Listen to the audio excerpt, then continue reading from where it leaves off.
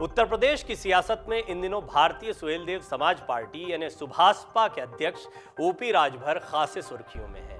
सपा के साथ खटास और बीजेपी के साथ उनकी नजदीकियों बीएसपी भी हो सकती है, कहना बड़ा मुश्किल है क्योंकि उनका दांव क्या होता है कोई नहीं कह सकता, पर इन खबरों की वजह से वो आजकल चर्चाओं में बने हुए हैं।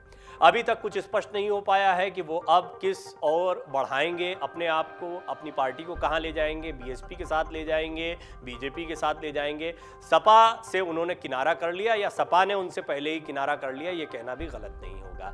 बसपा चीफ मायावती ने पहले ही राजभर के लिए दरवाजे बंद कर दिए हैं।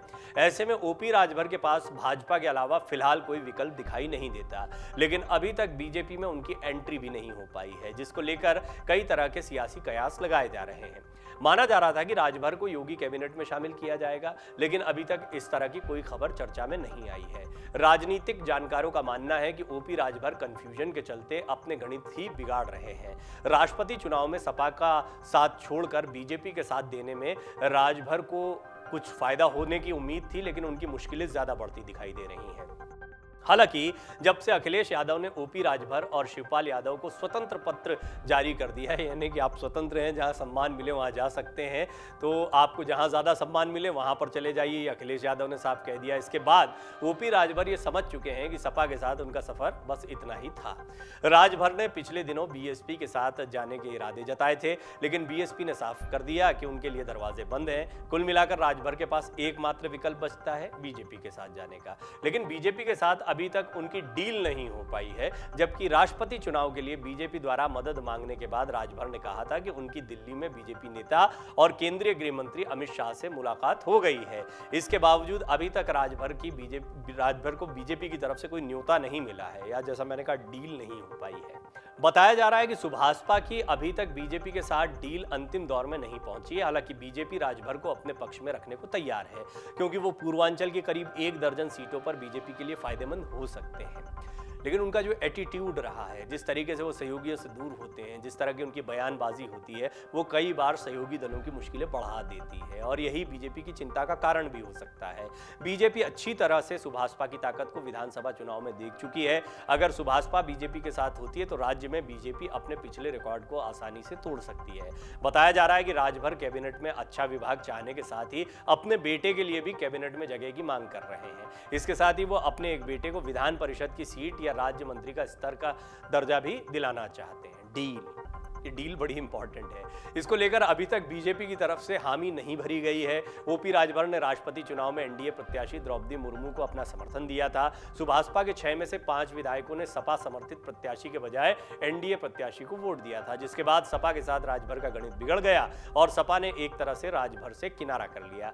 इसके बाद बीजेपी ने हाल में एनडीए प्रत्याशी को समर्थन देने के एवज में राजभर को वाई श्रेणी की सुरक्षा तो प्रदान कर दी, इतना मिल चुका है।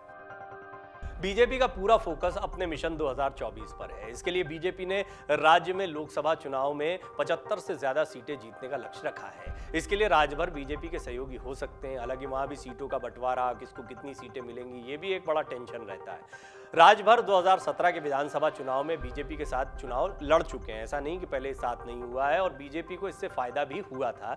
जबकि 2019 के चुनाव में राजभर ने बीजेपी से किनारा कर लिया था, वो समाजवादी पार्टी के साथ चले गए।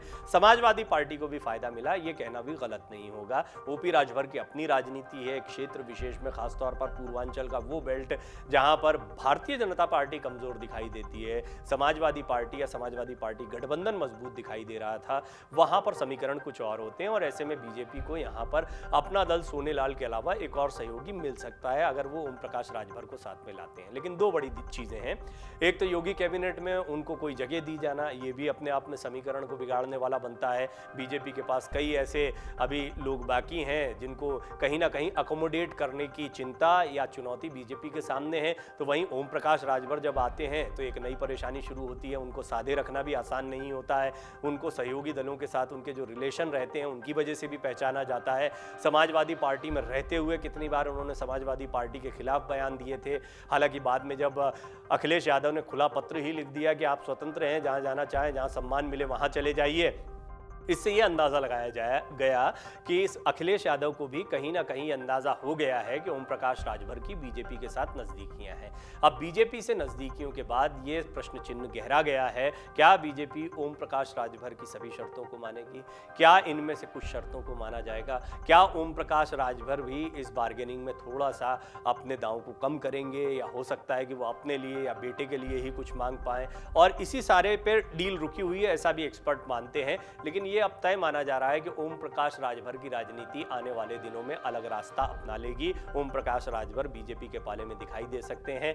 लिहाजा 2024 की तैयारियों के लिहाज से बीजेपी भी इस बात से गुरेज नहीं करेगी कि अगर कुछ देकर ओम प्रकाश राजभर को उनके वोट बैंक को साथ में लाया जा सकता है तो इसके प्रयास किए जाएं। ये समाजवादी पार्टी को भी कमजोर करने जैसा है। समाजवादी पार्टी, अपना दल कमेरावादी हो या फिर महान दल के केशव देव मौर्य, वो दूर हो गए थे, नाराज हो गए थे, लेकिन आजम खान के साथ दावत करते दिखाई दे रहे हैं और बहुत मुमकिन है कि वो अखिलेश का बचाव जैसे करते दिखाई दे रहे हैं। एक बार फिर अखिलेश यादव के साथ उनकी नजदीकियां देखने को मिले।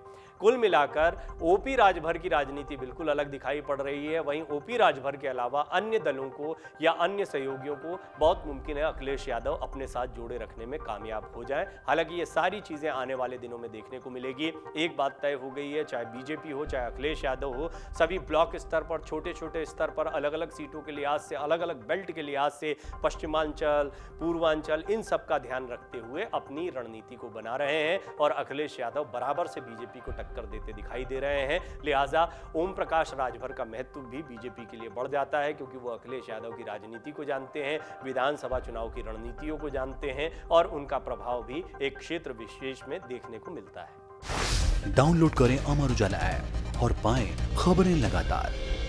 अगर आप ये वीडियो YouTube पर देख रहे हैं तो हमारे चैनल को सब्सक्राइब करें और बेल आइकन को दबाना ना भूलें। अगर आप Facebook पर ये वीडियो देख रहे हैं तो हमारे पेज को लाइक करें।